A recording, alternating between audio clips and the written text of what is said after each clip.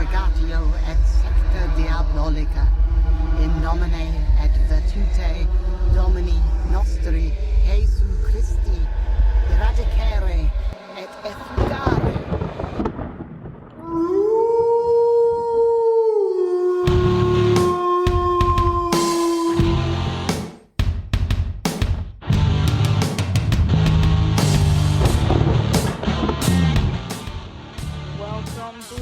To the first episode of Paranormal Howl Hour. I'm your host, Paranormal Howl, and with me is my spooky, sassy co-host, Jinxy. How are you doing tonight, Jinx? Fantastic. You sound it. Well, being our first episode of the Paranormal Howl Hour podcast, it seems fitting to give a bit of a background.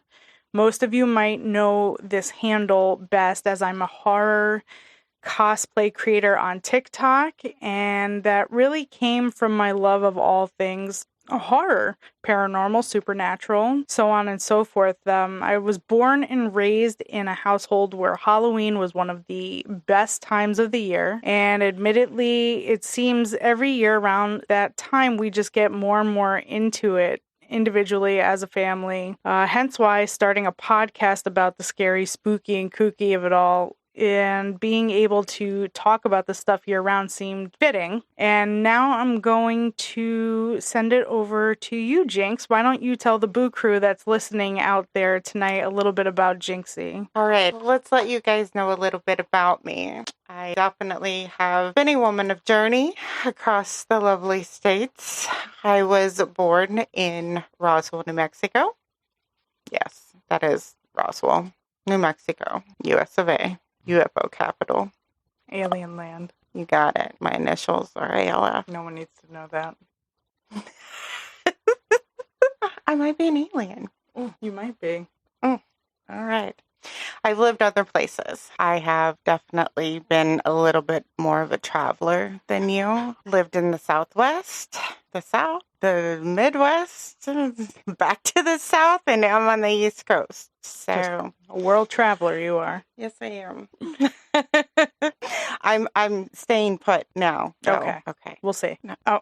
Well, I mean, unless I go back to the Southwest. Well, it is beautiful down there in the Southwest. It is. A little bit about Jinxy. Jinxy got started on TikTok as well. That's where she met Paranormal Howl. And I, an OG cosplayer, kind of retired her, but I guess she's back. So what's this podcast about? I'm into all things scary, spooky, and kooky. And, what better way to share that with the world or just my sister who's probably listening by starting a podcast, because why the hell not? Hello, sister. There'll be more people. Come on now. Yeah, we'll see. I mean, if not, we have more memories, right? I mean, we'll get the word out there. Everybody knows your handle. Some people know mine. Right, but if not, it's something for us, so it's cool, We can, scratch that off the bucket list. Start a podcast.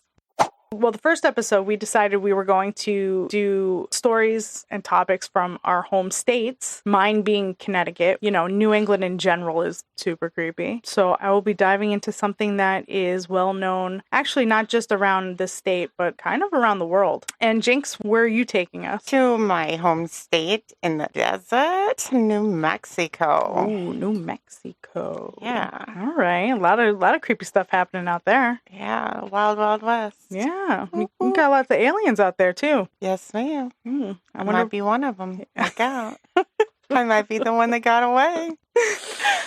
I mean, I was born in Roswell anyway, There you go. Look out. So, I guess I'm going to go first, because I am. Well, you're the host. You got to go first. I guess I'm the host. That's true. You're right. So, with that, I'm going to have you guess, actually. Give you three clues as to where we're going to go with this. The first clue is it's an abandoned place. Remington Arms. No. Okay. The second clue is it is curse. Okay, the first thing that came to mind was the Conjuring House, but that's Rhode Island. That's Rhode Island. Oh, we will definitely be getting into that. There's a lot of stuff that's going on with that place right now. And you and I have actually visited there before. Yeah, there's a lot of tea going on about that. Yes. Okay, curse. Dang. I don't know. Okay. The third clue is Cornwall. Oh, I'm tearing up shit. That sanatorium, hospital / school / whatever it was, right? No. Damn. I don't know then. You gave me so many ideas, though, for my next things to research. No. I don't know if I think I've told you about this place briefly. Dudleytown, Connecticut. Have you ever heard of it? Oh, I think you have mentioned Dudleytown because I made fun of it with the Dudley, like the little, I was thinking Dudley Do-Right, the little puppet guy. Dudley Do-Right from Rocky and Bullwinkle? Yeah. No. That's not where he comes from. Oh, okay. So we're gonna get into it with Dudleytown, Connecticut. Okay. Also known as the Village of the Damned. So this parcel of land is considered one of the most haunted places in Connecticut, supposedly thanks to the Dudleys themselves. Okay. Now, I have to preface with something here. There are many sources that I used for this research, and they are so conflicting that it made me raise a lot of questions about the truth of everything going on there. And I've determined that this is a case of the three-sided story. Yours, mine, and the truth. We'll see why as we go through this. Okay. Okay? I'm here for it. I'm going to have a lot of questions, I feel like. That's okay. Okay. Well, hopefully I answer all of them before this is over. You guys will learn as we go through this. Like I'm the question asker. So you are. You're like the first grader that asks why the sky is blue and the grass is green. That's right. And I hate to give the because it is answer. So this will be interesting.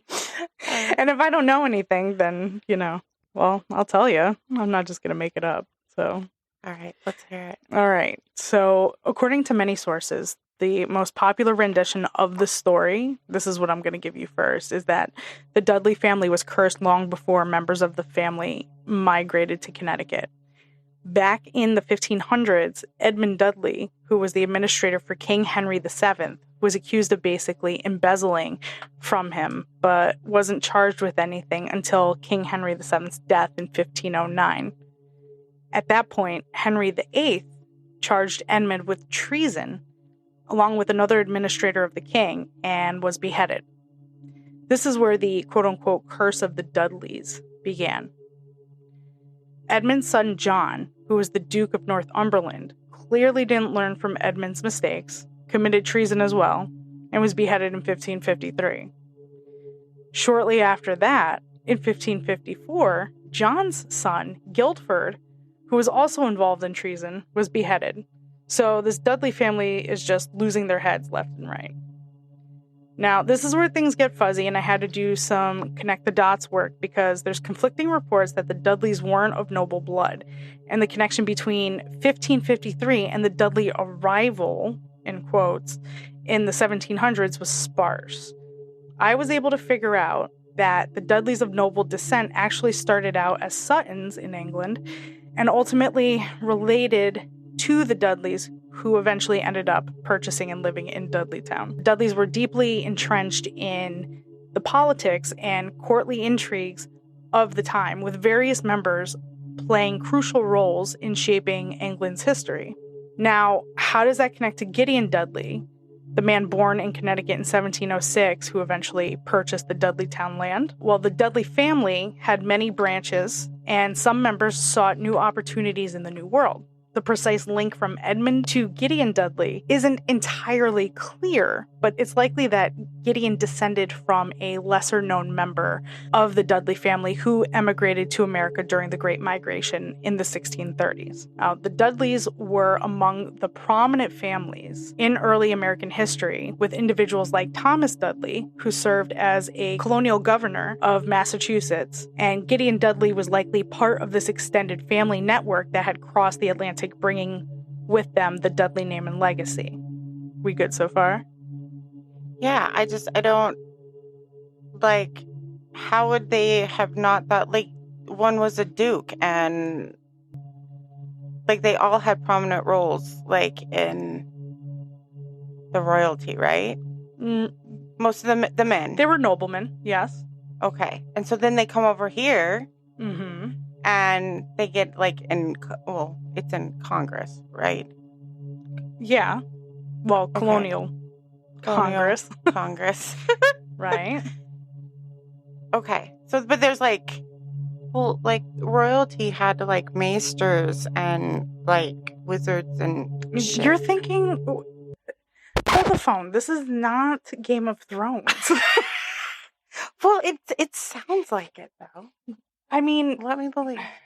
So Gideon was born in Connecticut. Gideon was born in Connecticut. So was Gideon's father and Gideon's grandfather. So this is where the information kind of got sketchy. And that what I don't understand and what frustrated me, but what also intrigued me, was that there are so many people and there's so many sources, and no one was able to come up with a clear family tree. Now back to Gideon. Gideon was born in Connecticut in 1706, and he's a descendant of the Dudley family, possibly from a branch that settled in the American colonies during the Great Migration of the Puritans in 1630s. That was the migration for, people leaving England, coming to America, economic opportunities, and to relieve themselves of the religious persecution that was going on in England. So Gideon purchased land from Thomas Griffiths, who owned a large portion of Cornwall, Connecticut in 1747. And by 1753, Gideon's brothers Abel, Barzillai, Obijah, and Martin joined him, strengthening the Dudley presence. I have to give you props for knowing how to pronounce those names. I would have been a dud on that. I was just faking it till I made it there. Thank you, YouTube, for trying to get me to pronounce them correctly. So also, Dudleytown isn't the actual name, like I mentioned earlier. It's only a nickname that was given to the land, which is part of Cornwall, Connecticut, because the Dudley family living in the area. And actually, there were more than just the Dudleys that lived within that village of sorts. Prominently, there were Dudleys, but among the Dudley heavy population, there were Carters, Barnards, Trumbulls, Brophys, Bates, Jones, Pattinsons, Hollisters, Dibbles, Tanners, Rogers, and Porters, among others. Those were the main ones. And the settlers ended up going to this land and clearing the land and formed a community that farmed flax, wheat, and corn. However, because of the denseness of the forest itself and the inadequate sunlight for mass-producing crops, Dudleytown utilized what they were absolutely surrounded by, the trees. They produced charcoal from the trees and provided it to the nearby industrial plants, and those industrial plants were actually mining iron ore. So, fun fact, where they established Dudleytown was actually surrounded by 3 mountains. We had Mohawk Mountain, Bald Mountain, and there was a third mountain, and I don't remember what it was. So we're gonna just leave that mystery. But they essentially made home in a valley, which by noon, the sun is not directly hitting that portion of land anymore. So therefore, crops were not getting the nutrients that they needed from the sun. Also, fun fact, there were no schools or churches or anything on this plot of land that they were all living in. It was strictly residential. So it was just a bunch of people living in between mountains. Sounds like cult life. Right? It was just weird. Like, why would you pick this spot? It didn't make sense.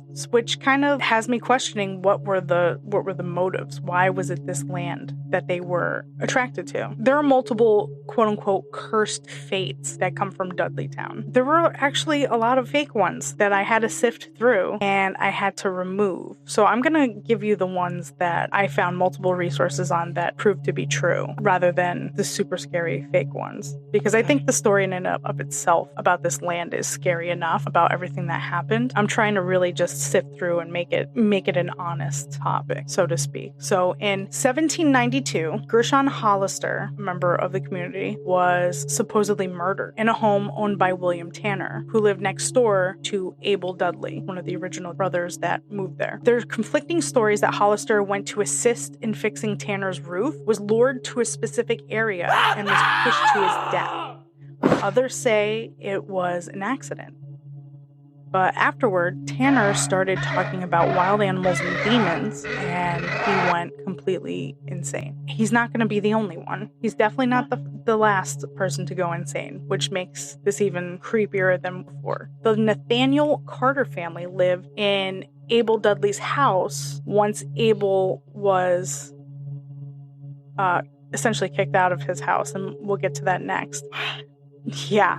But the Carter family ended up moving to Binghamton, New York in 1959 after Nathaniel's brother and his brother's family, along with several other families in Dudleytown, passed from cholera. And in 1964, while Nathaniel was away, natives killed his family and infant child. They captured his 3 other children, 2 girls who were used for ransom, and 1 boy who was eventually assimilated into the tribe, and they burned Nathaniel's house down. Jesus. When he returned, they scalped and killed him too. And one of the weird things that I found out about the boy who was assimilated to the tribe, he ended up marrying one of the tribesmen's daughters, but then leaving the tribe, coming back to the United States, because they had escaped into Canada, came back to the United States and became a Supreme Court justice. Yeah. Blew my mind. I couldn't believe it. Okay, when you go out down rabbit holes, like you get to the bottom of it and then come back up. I need to get back up, because then I'll just get stuck there and then we wouldn't have a story. So, and I know this is very... No, but like the Dudleys have, like, they're nothing but bad luck, so I can see why they think that there's this curse. Well, yeah, and it doesn't stop there. So Abel Dudley, Gideon's brother, eventually lost all his possessions and his mind. Like I said, Nathaniel Carter had moved into Abel's house, and that was after Abel had lost everything and was made a ward of Dudleytown. He died in 1799 at the age of 90, and a lot of people attribute him losing his mind to just senility.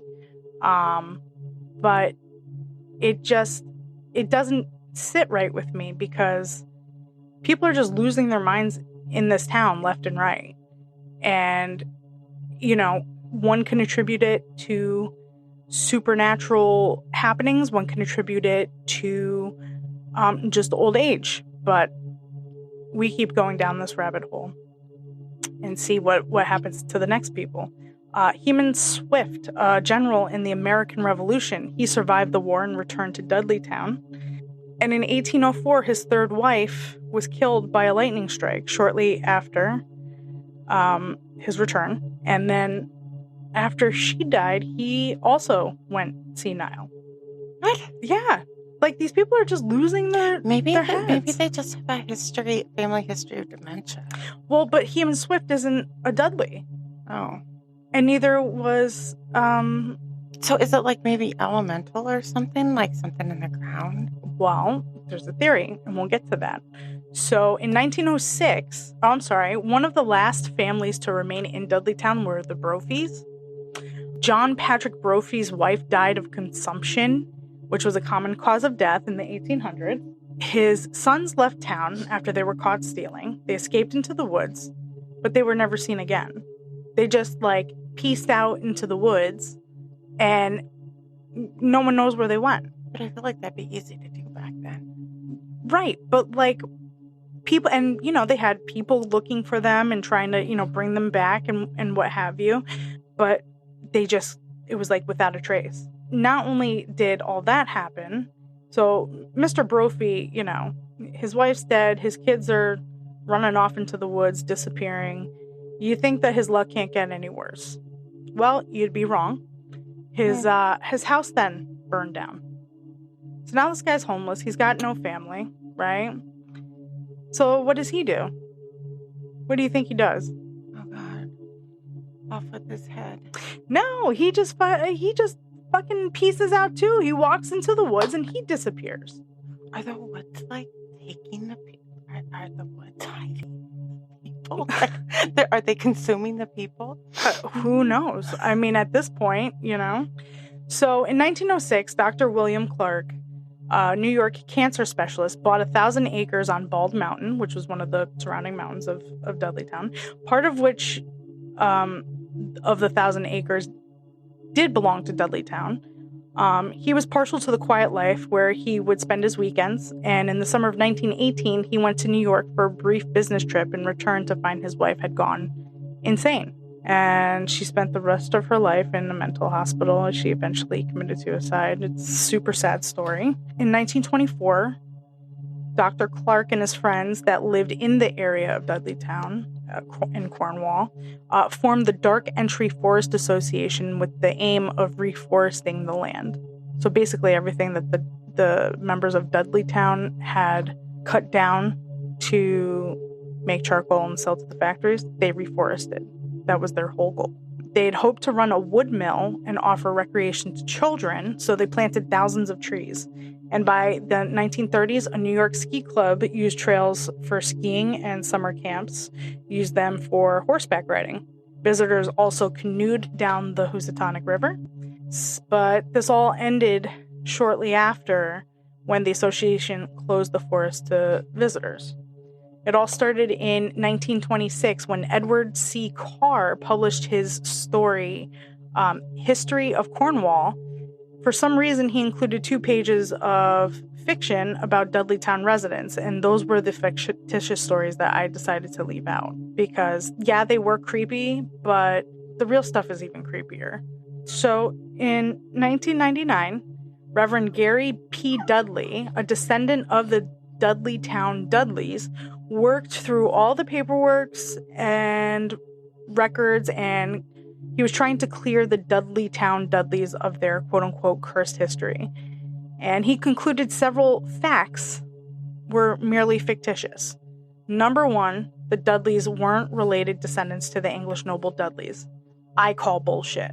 Based off of the days that I was looking to find how everyone was connected, I call bullshit on that. So, sorry, Reverend Dudley, but that makes me not trust you first and foremost right there. Second, Gershon Hollister wasn't murdered. He fell from a rafter to his death during a barn raising, which I told you was possible when he went to the Tanner house. He's not 100% sure on that. That's just what he knows based off of, whatever records. The third thing was the Carter tragedy. Nathaniel Carter. Yeah. Happened a long way from Dudleytown, which happened in Binghamton, New York, right? But at some point, Carter did live in Dudleytown, so maybe he took the curse with him. Further, Carter built a house at the forks of the Delaware Wilderness, right in the middle of Indian country. His 3 children survived, like I mentioned. His son became a state Supreme Court justice. Did I say state Supreme Court justice? Okay. I think I just said Supreme Court justice. Maybe. Well, it was for the statesman. It wasn't like the federal Supreme Court. Okay. But I just wanted to put Gary's, hard work to try to clear his family's name in there, even though I don't believe some of it. So the book didn't get much attention until the early 1970s. That's when a Connecticut couple, the one, the only, Ed and Lorraine Warren, if you know, you know, taped a Halloween special from Dudleytown, and they declared it demonically possessed. Ed Warren said Dudleytown was controlled by something quote-unquote terrifying. Once they investigated, though, it stirred up a lot of interest in the location, which pissed off the neighbors. By the way, it's now a privately owned location, the Dark Entry Forest Association, which seems ominous, but the association is named after the dense amount of trees and the shadows from the mountainsides. You're not allowed there legally. People catch you over there, the cops are there within minutes, so it's pretty well guarded. Now, I have heard that some trails start in the surrounding areas that will get you close, if not into Dudleytown, but I'm not recommending anyone attempt that. Please don't. So back in the 1960s, Harriet Clark, former president of the Cornwall Historical Society, wrote a book about the real history of Dudleytown. And in the True Facts of Dudleytown, which is what it's called, she wrote, quote, today's owners and taxpayers of Dudley are professional people who live there for privacy and seclusion. They do not welcome tourists or those seeking tales of chilling or wild experiences. Please do not come. There are no ghosts, no spirits, and no curse, end quote. Bullshit.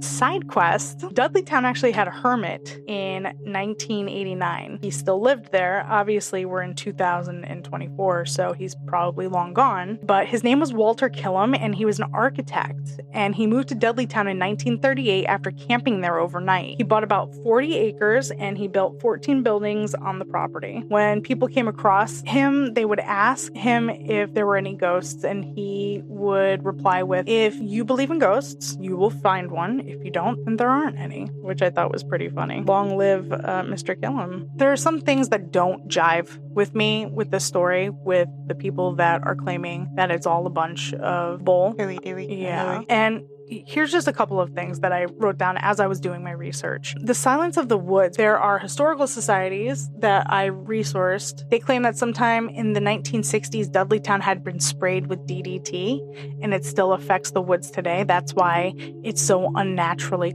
quiet in those woods. Yeah. No. Another thing was the evil demons and unearthly creatures that were being seen was because of carbon monoxide poisoning from the burning of the wood to make the charcoal. They said that because of the poor circulation and all of the charcoal that was being made, that it could have made people hallucinate. Nay.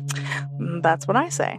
And then everyone going insane, losing their minds. I thought I had made a note. I thought it was a funny equivalent to losing their heads. Started with Edmund, went to John, then Guilford. Everyone was literally losing their heads. And then you have the Dudley family and those surrounding the Dudley family in Dudleytown. And supposedly it's cursed, and they're all figuratively losing their heads by losing their minds. Yeah. Right? Sometimes it's not the most obvious thing, right? Sometimes it's a figurative thing. Yeah. So, good question. Right? Okay, well. Okay, so it's thundering. It just got creepier.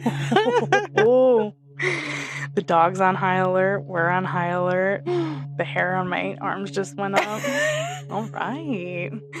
Now, I used to hike and camp a lot in my 20s. And for anyone who has ever spent time in the woods, whether it be hiking, camping, or both, when you enter the woods, something happens to you. It's almost a primal instinct. You start to become hyper aware of everything around you, where you are, what you see, and what you hear, and also what you don't see and hear. Many reports of hikers and investigators and people who have walked through the dark entry forest have reported that once you get to a certain point, things get really quiet. No bird, no bug, no leaves rustling from the trees, nothing. It's like a whole area is listening for something, even waiting. I went to multiple websites and forums for personal accounts, and I don't have permission from the original posters, but there are similarities in a lot of their accounts. The unnatural quiet, not wind, not wildlife, and yeah, it's a dense area, lots of trees, but to hear absolutely nothing, like you're in a vacuum, is extremely rare. You're able to recreate a vacuum-like environment, but out in the forest like that, it's noticeable. At a certain point in many of their stories, posters recount a loud, almost metal-hitting pavement sound, which going from complete silence to that out in the middle of the forest is terrifying. Visions or hallucinations were another one. Many people said that their eyes would play tricks on them, seeing structures or people that weren't there.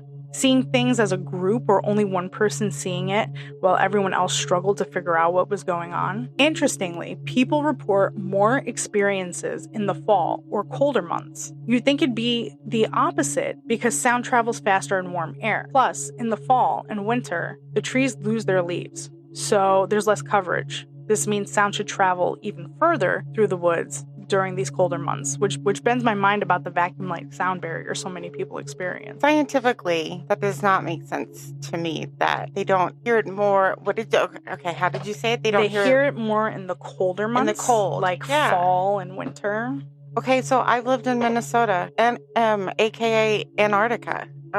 you can hear a freaking pen drop after it snows. I mean, and it's like right in front of you, right? Because like everything is just frozen, and that doesn't make sense to me. I know. I have questions. Well, ask them. Dark Entry. Yeah. What a name. Yeah, I thought it was ominous too, and then it was like, oh no, it's just because of the canopy of the dense forest. Okay. Well, you could have picked something else. Like, was there a lot of incest that was going on? I don't know about incest, but I mean, there were 26 families that ended up going to Dudleytown, and when shit started going down and people were going crazy, suicides were happening, people were disappearing in the woods. On top of that, there was no way to sustain a life there. There were no crops. They had to go into other towns. They had to sell, their charcoal that they were making with the wood, and then eventually, the iron ore mills, they needed a better source of fuel. It was no longer necessary. So really, what do? A lot of people went out west to find more opportunities, and eventually that town, that village within that town, like many places, ended up kind of just becoming defunct. Okay, so at the end of it, when they were like, we don't want anybody coming in, we don't want visitors, we don't, like, are there still people that live there? There are people that live on the property. It's private property now, but they don't live in that particular area. But that's the thing that gets me. You don't want people coming into that area, but why? Why wouldn't you want to make it something where people could go? That way you can prove, A, that there's nothing crazy going on over there, and B, you don't have to be afraid of who's in your surrounding area. Like, make it a public park and allow people in there. But there are so many stories, and I'm talking about stories today. I'm talking about people that still go there today. I'm talking about, the stories that happened after the 70s, 80s, 90s, 2000s, 2010s today. You're having people come out with experiences that do sneak in there. So what do you say to that? The fact that the police are so on top of kicking people out of the woods. I smell the government. Not to get all Stranger Thingy about it, but you remember the kids found CERN in the woods. Yeah. So what's not to, what if there are portals in that woods, and that's why you can't hear things, or that's why people are seeing things? Like, you can't blame DDT today. You cannot. For the lack of birds and sound and this and that. You just can't do that. It doesn't make sense. No, I mean, birds and animals and everything, they're going to stay away if there's something to stay away from. Exactly. I.e. bad juju. Like, if there's something bad on the land. Yeah. I mean, what if it was the land that was cursed and not, which is quite possible. Quite possible. Or there's a portal. But like, here's my thing. Why do you want to live in a fishbowl? You're literally making it out. There's 3 mountains that are consuming this. Like, well, and it was a very large parcel of land. Like, don't get me wrong. It was a big piece of land. But for such a big piece of land, and for so many people to be living there, and to have it be purely residential and not have any other structures. Where do the kids go to school? Like, where did they go to the doctor? Not there.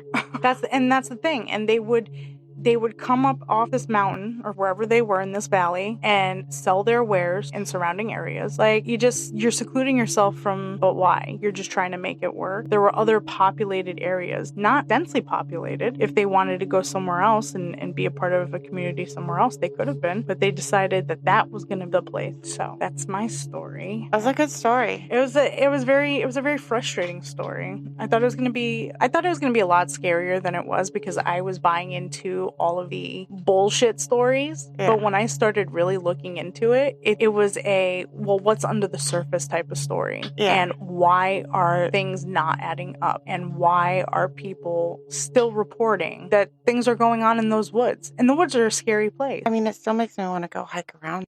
Did I ever tell you about the time I went hiking in the woods and I had earphones in? I had earbuds in, and I was walking. And all of a sudden, I felt something running up behind me, and I turned around and I screamed bloody murder at this woman that was running on the trail. And she screamed, and we both scared the shit out of each other. You're supposed to have one. I mean, bloody murder. We looked at each other, and this woman was, I'm not a little girl by any means, right? And she was just like this petite little thing, but I could feel the forest floor. And she was running in those, they're like They're like feet. These shoes that look like feet. Oh, right? yeah. So you can be like one with the ground or Mhm. whatever. So like, but okay, etiquette, right? Like I'm walking around this woods, there might be bears. And if I feel something coming up on me, I'm turning around and I'm screaming. And I did like a bitch. I screamed high-pitched bloody murder. Oh my God. And I scared her. I scared myself. We scared each other. Yes, it very much sounds like you did. I'm going to start with a little bit of trivia. How many ghost towns are in New Mexico? 700. No. 400, because you told me before. You weren't supposed to remember, but yes, there's 400. I'm the only one answering. People could call in. What number? What people? They could chime in. All right, there's 400. Not all of them are still standing buildings. Remnants of mining town. So this story is a little bit of a ways away from where I grew up, but I did have family that lived up in that area. So my story comes from the Blue Water Lake State Park. And there's no names that are associated with this story. So hopefully I do my state justice in the story that I picked. And then we'll do what was it at the end. Prior to being married, a couple set out on a camping trip, grouped with about 10 others, including family. They were just set offshore of the Blue Water Lake. Now they called it Blue Water Lake because I guess the less algae that you have growing in a lake, it makes the water bluer. I didn't know that. Did you know that? I had no idea. I had no idea. Hence Blue Water Lake. All right. So they set up their camp just a little bit off the shore.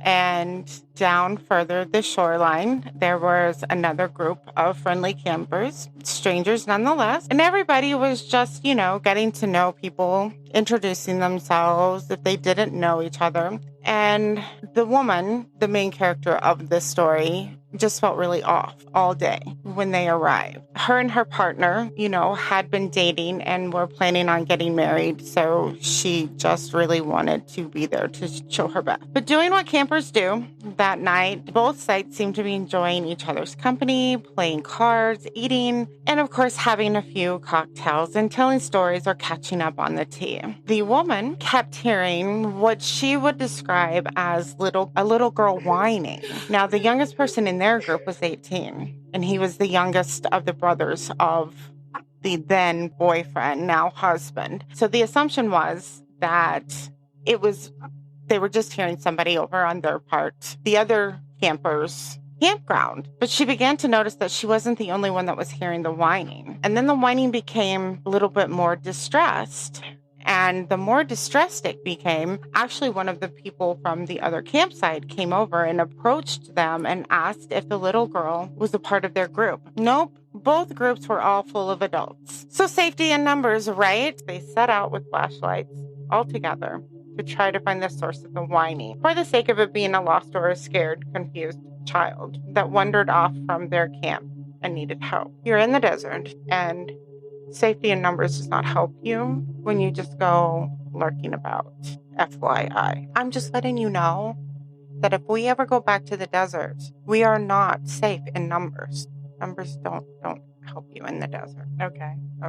So they set out, flashlights and all, hoping that it was a child that was out there. So there weren't any campsites where the noise was coming from, because there was only 2 by the shoreline. It was them and the other people that were looking. Although there was a field of grass between the lake and the forest. And this is where it kind of confuses me, because you say forest, but you're in the fucking desert. So this there must have just been a whole bunch of trees and closure and stuff. Because I looked it up on the map and it's by Gallup and they're really. And anyways, so between the field of grass was between the lake and the forest. And the closer that they got into the field, the little girl's whining got a lot louder, as if she should have been right in front of them all. Instead of a troubled girl, as the woman described, we all saw the same shit. It was tall, taller than anyone in our group, and skinny, but completely white, head to toe. No features or clothes could be made out, but Did you hear me when I said that it was all white? Yeah.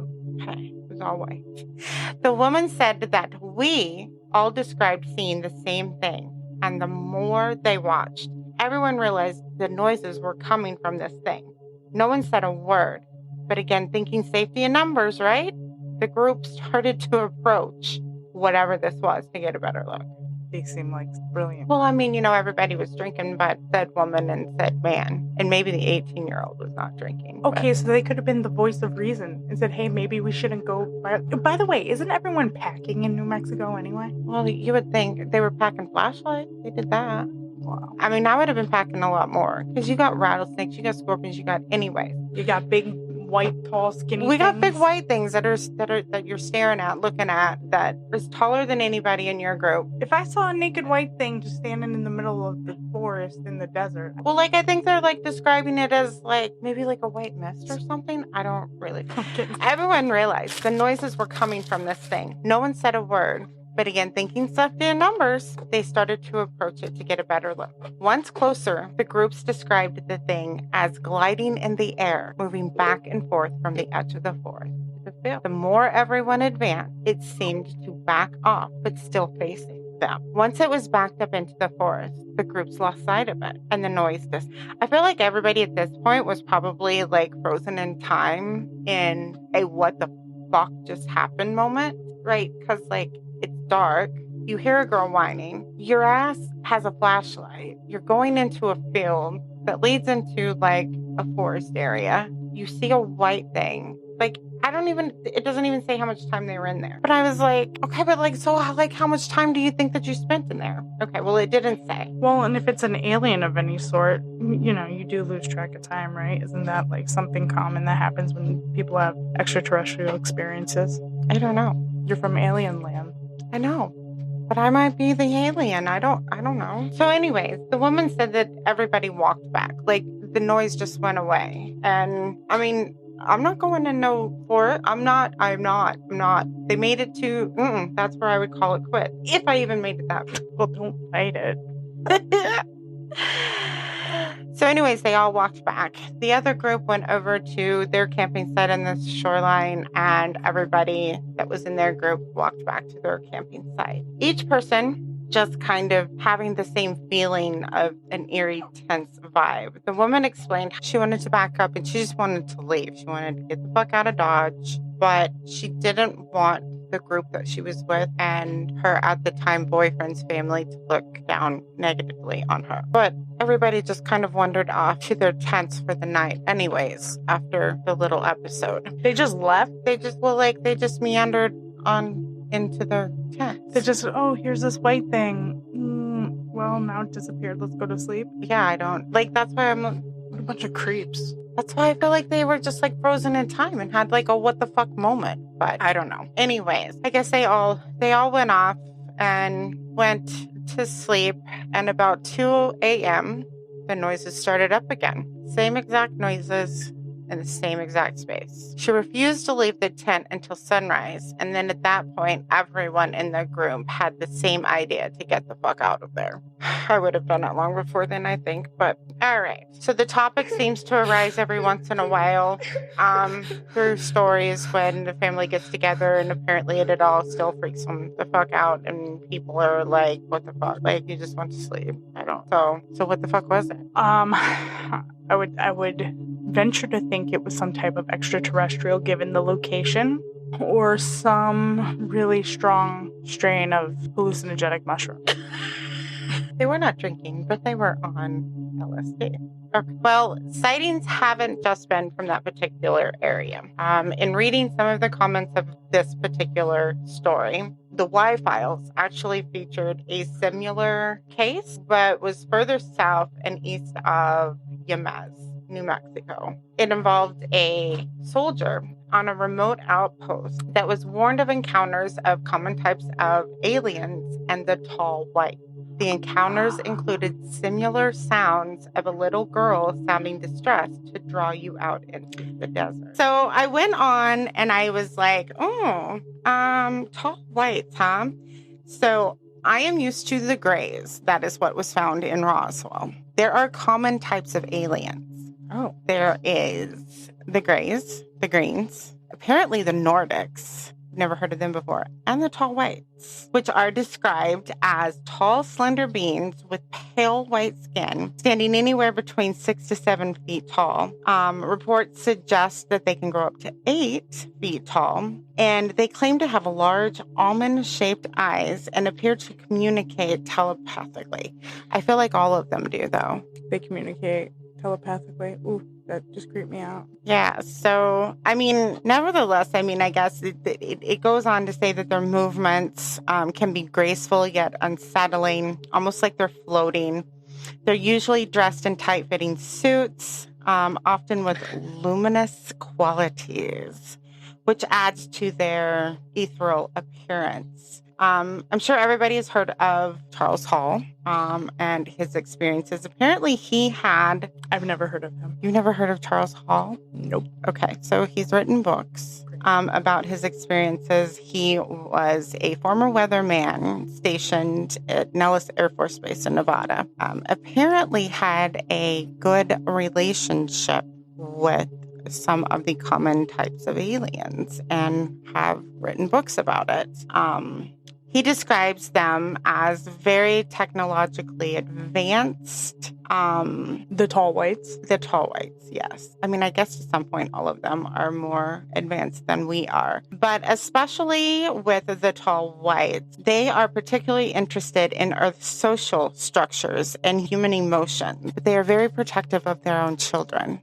I guess they walk among us more than any of the other ones do. So they look the most human? They look the most human. Yeah. There have been sightings in New Zealand, Utah. There have been some, most recent ones have been in 2023, where somebody had reported a possible link in the Tall Whites and some classified space programs. So, you know, yeah, looks like they had a visit from the other side. So that makes me think that when we talk about aliens in the White House, those are the ones that are probably in the White House because they are the less conspicuous ones. But these skin-tight suits that they're wearing, right? Right.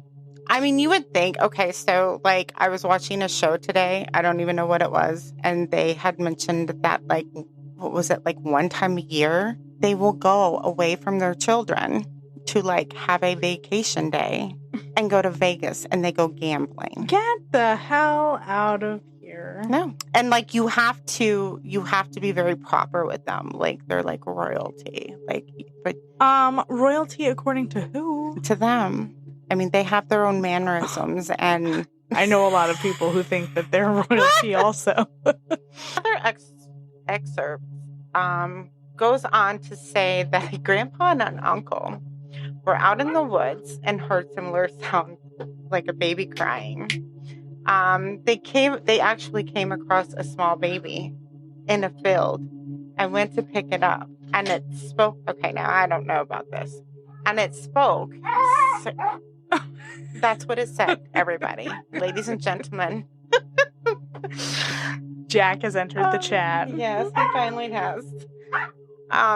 So I guess the grandpa picked up the baby and it spoke, Mira, tienes los dientes. That's as close as I'm going to get to, look, I have teeth. Look, I have teeth. And at that moment, the baby opened its mouth and had sharp ass teeth. Okay, so that's a what the fuck moment. Like that, like I'm like, okay, but that doesn't pertain to like the Tall White. Like, why did you even I get it.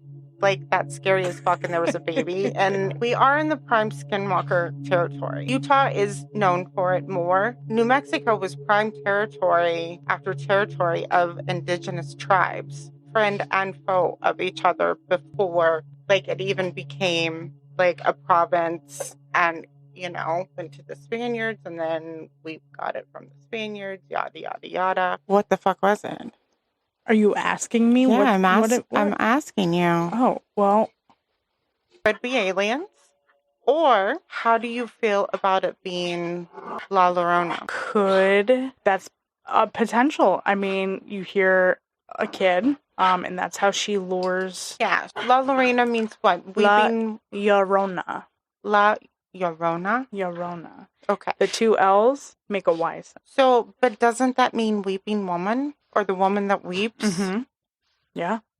But her whole premise is that she is, I mean, you know the whole folklore. Yeah, I know behind the whole her. story. I don't know that it quite fits because this thing was trying to lure them into the forest and it was away from the water. Mm-hmm. And like I know that like the premise of the story, whether it's like the story from Mexico or Venezuela or whatever, is that some of them say that like the Pueblonian story is that she fell in love with a Spaniard and the Spaniard cheated on her or left her. And or then something. she went and killed. Yeah, she killed her kids and then she drowned herself. Yeah. Okay, so she's a woman in despair. I don't really know that it quite fits, but it just being white. Right. Well, I mean, and then if it's trying to lure you into the woods, it could also be, which is not so prevalent there, but it is a wooded area, the elemental of a Wendigo. Oh, I didn't even think about that. It's not really known in that but region. It's like, okay, but was it a cryptid? Was it? Yeah. But I don't feel like cryptids are like they don't come off as like just like a hazy white thing. Sure can. Well, an elemental I think would more than but it could have been just one of those. It could just been a tweaker in one of those full body suits that you can get at like Spooky Town. Running around, Yeah, I don't know. People say skinwalker. So like, here's the thing. Like, with the whole skinwalker thing, you've said it to me. You're like, oh my God, didn't you hear all the story?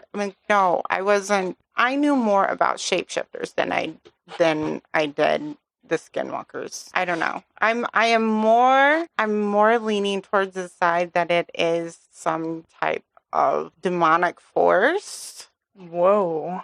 Now we're getting into a whole different thing. Or an alien.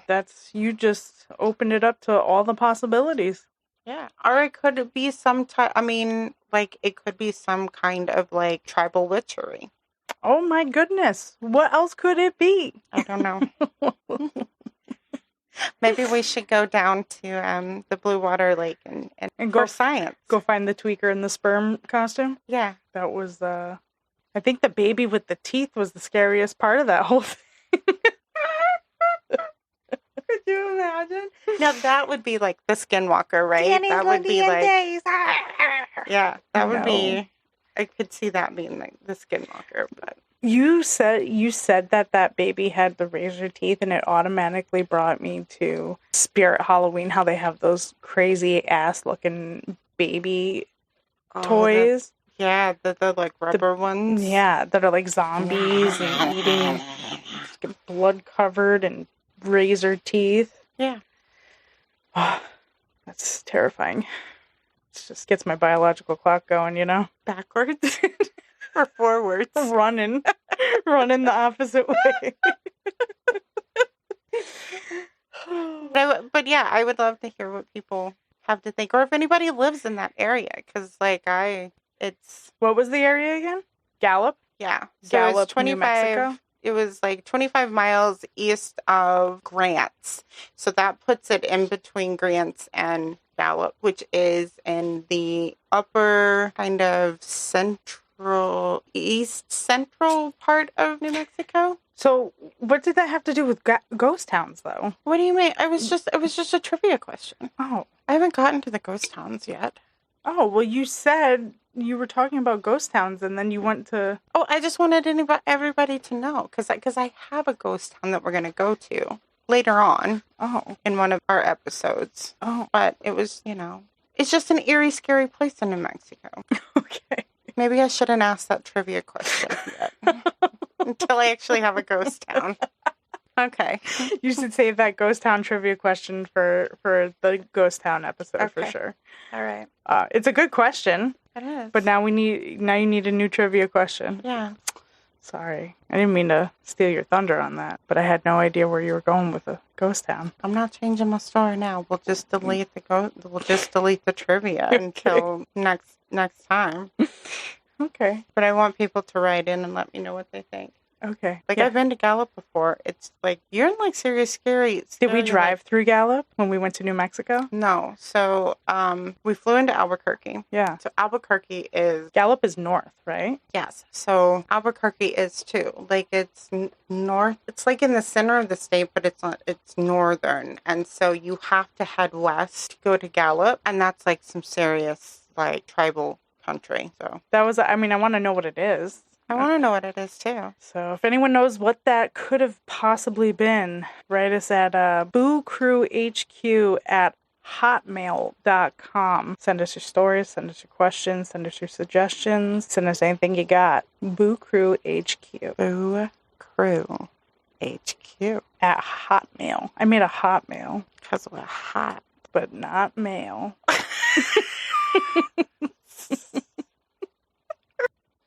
And that's a wrap for the first episode of Paranormal Howl Hour. We hope you enjoyed the ghostly tales and spine-tingling stories we've shared tonight. If you've got a thirst for more supernatural secrets and eerie encounters, make sure to like and subscribe to our podcast. And go hang out over at www.paranormalhowl.com. You can find us on all your favorite podcast platforms: Apple Podcasts, Spotify, YouTube Music, Amazon Music, and Stitcher. We're also on iHeartRadio, so no matter where you tune in, we've got you covered.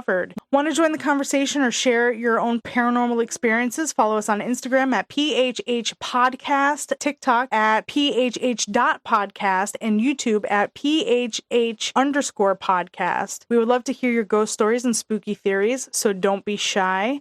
Send your stories over to boocrewhq@hotmail.com with a chance to be featured on an episode of the Howlcast. Your support keeps the haunt alive and helps us bring you more spine-chilling content. Until next time, keep your lantern lit and your minds open. The shadows are always lurking. Keep howling. Night, night. Bye.